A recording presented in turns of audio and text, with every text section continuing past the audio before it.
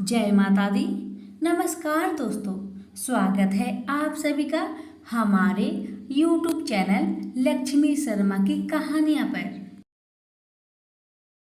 जय श्री कृष्ण। प्रिय दर्शकों, आज मैं आप सभी को सुनाऊंगी श्रीमद् भगवद गीता पाठ दूसरा अध्याय महात्म्य सहित। इस अध्याय का नाम है सांख्य योग। संजय बोले, हे धृतराष्ट्र। तब श्री कृष्ण की दया युक्त नेत्रों में आंसू भरकर व्याकुल चित अर्जुन से बोले, हे अर्जुन, अनर्थ के सेवन करने योग, अपयश कारक, नरक में गिरने वाला मोह इस समय तुम्हारे मन में कहाँ से आया? तुम कायर मत बनो, यह शोभा नहीं देता। तुम हृदय की दुर्बलता को त्याग कर युद्ध के निमित्त खड़े हो जाओ। अर्जुन ने कहा, हे मधुसूदन, मैं रण में पूज्य भीष्म और द्रोणाचार्य के ऊपर बाण प्रहार कर कैसे युद्ध कर सकता हूँ? इस लोक में महात्मा गुरुजनों को न सताकर भीख मांग भोजन करना उत्तम है, और अर्थ की कामना के लिए गुरुजनों को मारकर उनके रक्त से सने भोगों को भोगूंगा। हम नहीं जानते कि युद्ध में कौन जीतेगा। यदि हम जीत भी लेंगे, लेकिन जिनको मैं मारूंगा उन्हें मारकर मैं तो जीवित रहना भी नहीं चाहता। वही धृतराष्ट्र के पुत्र हमारे सामने प्रस्तुत है। दीनता से मेरी स्वाभाविक वृत्ति नष्ट हो गई है और धर्म के विषय में मेरा चित्त मोहित हो गया है। मैं आपसे पूछता हूँ, जिससे निश्चय करके मेरा भला हो, आप मुझे समझाकर बताइए, क्योंकि मैं आपका शिष्य हूँ और आपकी शरण में हूँ। अतः मुझे ज्ञान शिक्षा दीजिए। मुझे पृथ्वी का निष्कंटक राज्य मिल जाए और देवता का भी आधिपत्य मिल जाए, तो भी ऐसा कोई उपाय नहीं दिखता कि जो मेरी इंद्रियों को दुखाने वाले शोक को दूर करे। हे गोविंद, मैं युद्ध नहीं करूँगा। यह कहकर अर्जुन चुप हो गए। संजय बोले, हे राजन, दोनों सेनाओं के बीच में खिन्न होकर बैठे अर्जुन से भगवान श्री कृष्ण ने ये वचन कहे, हे अर्जुन, जिसके लिए शोक नहीं करना चाहिए तू उसके लिए शोक करता है, और पंडितों के वचन तू कहता है।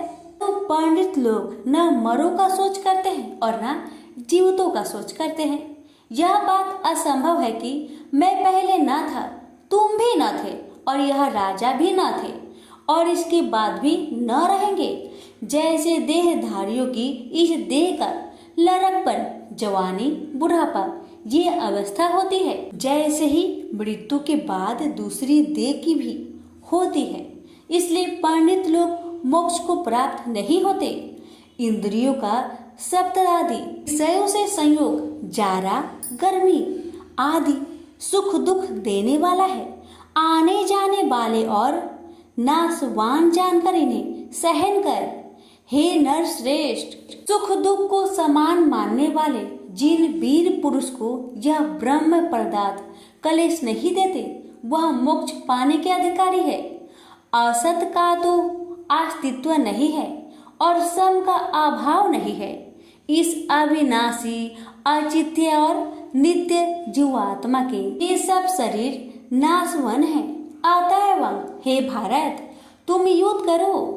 जो पुरुष इस आत्मा को मारने वाला तथा जो मरने वाला मानते हैं, वे दोनों ही ज्ञानी नहीं है, क्योंकि यह आत्मा न मारती है न मरती है।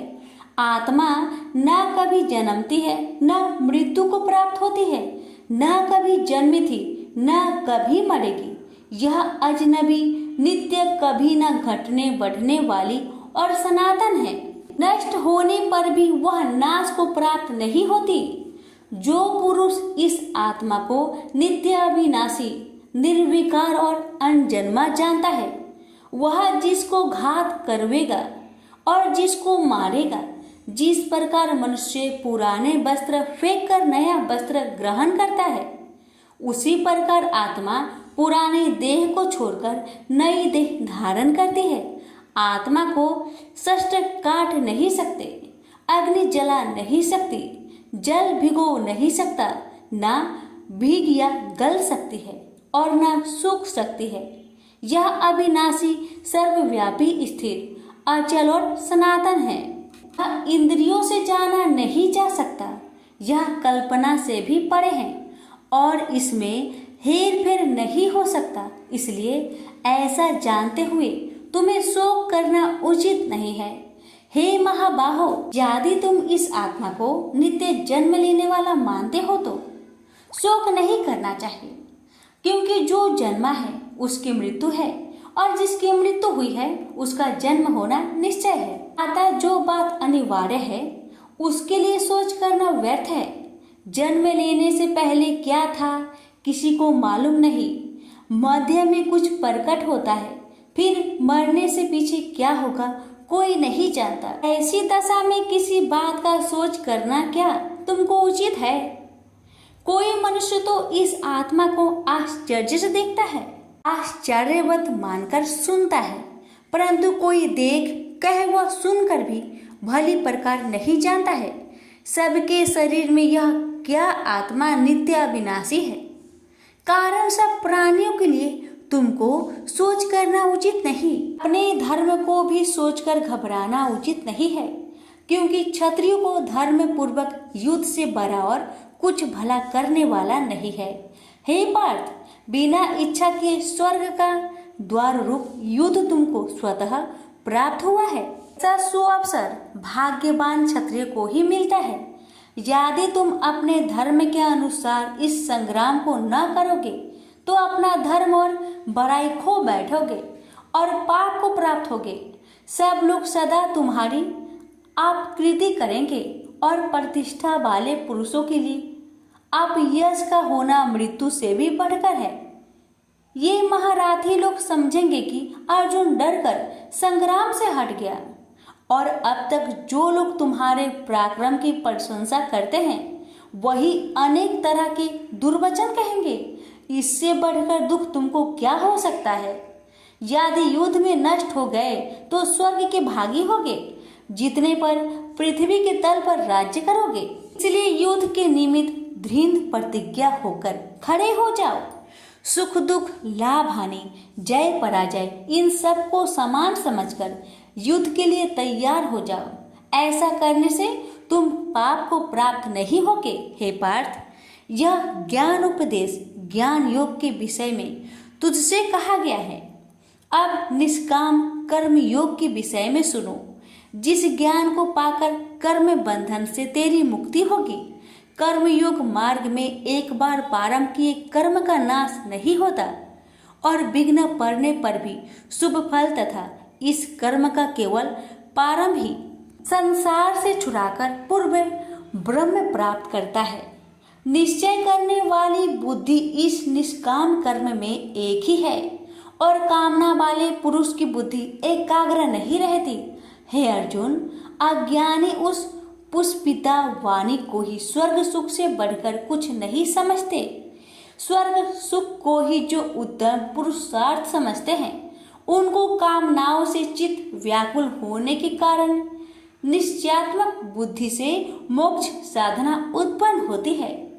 कारण कि उनका चित्त भोग आदि में सदैव निमग्न रहता है।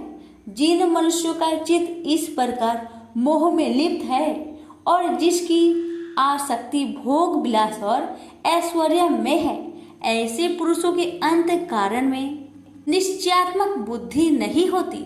हे अर्जुन, वेद त्रिगुणात्मक सकाम है, तुम निष्काम हो जाओ। सुख दुख को समान जानकर नित्य क्षेम आदि स्वार्थों में ना पड़कर धीरजवान और आत्मनिष्ठ हो। तुमको केवल कर्म करना चाहिए, तुम्हारे अधिकार में फल नहीं। तुम ना तो फल की अभिलाषा में काम करो और न निकम्मे ही रहो। फल की आशा त्याग कर कर्म की सफलता असफलता को समान समझकर तुम योगस्थ होकर कर्म करो। फल की इच्छा रखने वाले निष्कृष्ट होते हैं। काम कर्म करने वाला पुरुष ईश्वर कृपा से इसी संसार में सुकृत तथा दुष्कृत इन दोनों का ही त्याग कर देता है।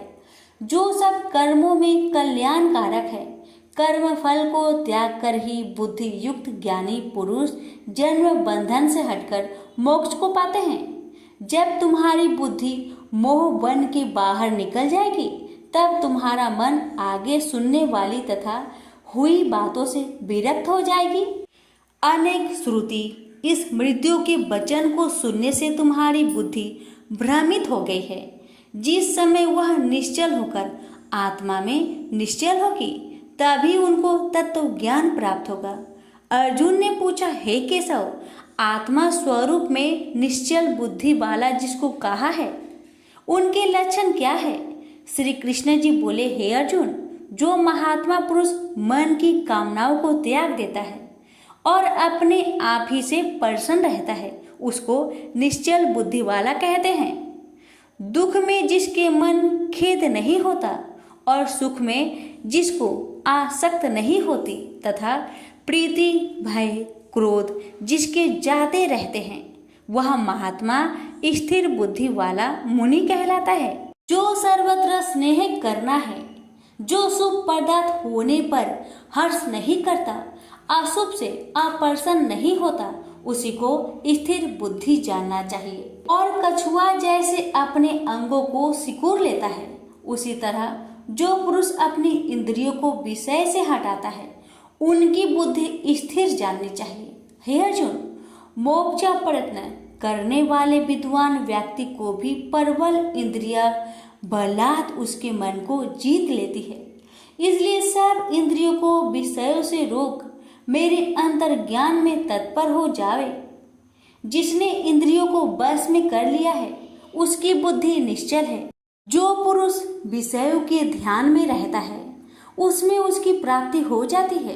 प्राप्ति होने से कामना होती है, इच्छा के पूर्ण न होने से क्रोध से अविवेक होता है, अविवेक से स्मरण शक्ति नष्ट हो जाती है, स्मरण शक्ति के नष्ट होने से बुद्धि क्षय हो जाती है। जिसकी बुद्धि का नाश हुआ, वह विनाश को प्राप्त होता है। जो पुरुष राग देश से रहित होकर इंद्रियों के विषय सुख का अनुभव करता है और अपने मन को बस में रखता है, वह शांति को प्राप्त होता है। शांति मिलने पर सब दुखों का नाश होता है। प्रसन्न चित्त वाले की बुद्धि तुरंत निश्चल हो जाती है। वो पुरुष योग युक्त नहीं है, उनको निश्चल बुद्धि उत्पन्न नहीं होती। भावना के न होने से शांति प्राप्त नहीं होती। शांत को सुख कहाँ से मिलेगा? इस कारण हे महाबाहो, जिसने इंद्रियों को विषय से सर्वथा रोक रखा है, उसी की बुद्धि स्थिर है। जब सब प्राणियों की रात होती है, उसमें संयमी जागता रहता है और प्राणी मात्र जिस समय जागते हैं, मुनि जनों की वह रात्रि है। जल से भरे पूर्ण समुद्र में जल भरने पर भी वह अपनी मर्यादा पर ही रहता है। उसी तरह जिस पुरुष में इच्छा ना रहने पर भी अनिच्छा से सब विषय भोग प्राप्त होते हैं, उसी को शांति मिलती है। विषयों की इच्छा करने वाले को शांति नहीं मिलती।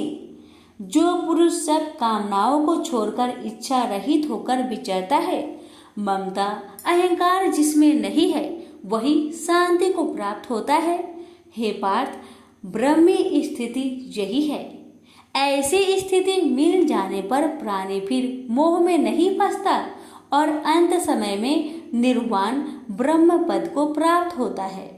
प्रेम से बोलिए श्री कृष्ण भगवान की जय। पर श्रीमद् भागवत गीता पाठ का दूसरा अध्याय समाप्त हुआ। अब सुनेंगे दूसरे अध्याय का महात्म्य। श्री नारायण जी बोले, हे लक्ष्मी, दक्षिण देश में एक पूर्ण नाम नगर था। वहाँ एक देव सुशर्मा बड़ा धनवान रहता था।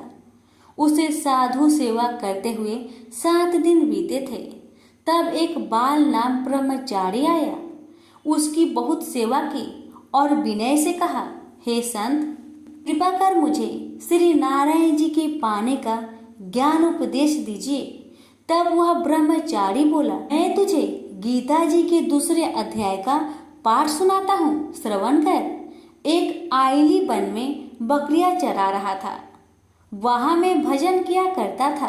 एक दिन रात को आइली अपनी सभी बकरियों को लेकर घर के रास्ता में चल रहा था कि मार्ग में एक सिंह बैठा मिला उसे। एक बकरी सबसे आगे अपनी ओर चली आती देखकर शेर वहां से भाग गया। तब आयली यह देखकर बहुत हैरान हुआ और मैं भी वहां पर खड़ा हुआ था। उस चौराहे ने मुझे देखकर कहा, मैंने यह आश्चर्य देखा कि बकरी को देखकर शेर भाग गया। ये कैसे हुआ? तुम तो त्रिकाल के हो, यह वृत्तांत मुझे सुनाओ, तुम सब कुछ जानते हो। तब संत ने कहा, हे आयली, मैं तुझे एक छिपकली वार्ता सुनाता हूँ। यह बकरी पिछले जन्म में डायन थी। जब इसका पति मर गया तब यह बड़ी डायन हुई। इस सुंदर लड़के को देखे उसी को खा लेती थी। और शेर पिछले जन्म में फंदक था, वह पंछी को पकड़ने के लिए वन में जाया करता था। ये डायन भी वही वन को गई। वह डायन ने उस फंदक को खा लिया था। अब वही फंदक शेर हुआ। वह डायन बकरी बनी है। शेर को पिछले जन्म की खबर है, इसलिए बकरी को देखकर शेर ने समझा कि अभी यह मुझे खाने के लिए आ रही है। तब आयली ने कहा, मैं पिछले जन्म में कौन था? तब संत बोला, तू पिछले जन्म में चांडाल था। आयली ने कहा, हे ब्रह्मचारी जी, कोई उपाय भी है जिससे हम तीनों ही इस अधम देश से छूटे? तब संत जी बोले, हम तुम तीनों का उद्धार करते हैं। ये कहकर संत जी ने जब गीता जी के अक्षर सुनाए तो उनको सुनते ही तुरंत आकाश से विमान आए और उन तीनों को विमानों में बैठाकर बैकुंठ लोक को ले गए। अधम देह से छूटकर देव देही पाई और देव सुशर्मा भी ज्ञान को सुन मोक्ष को प्राप्त हुआ और देव देही पाकर बैकुंठ को गया। तब श्री नारायण जी ने कहा, हे लक्ष्मी जी, जो मनुष्य श्री नारायण जी के ज्ञान को पढ़े सुने वह अवश्य मुक्ति को प्राप्त होता है। प्रेम से बोलिए लक्ष्मी नारायण की जय। यहीं पर हमारी गीता पाठ का दूसरा अध्याय का महात्म्य समाप्त हुआ।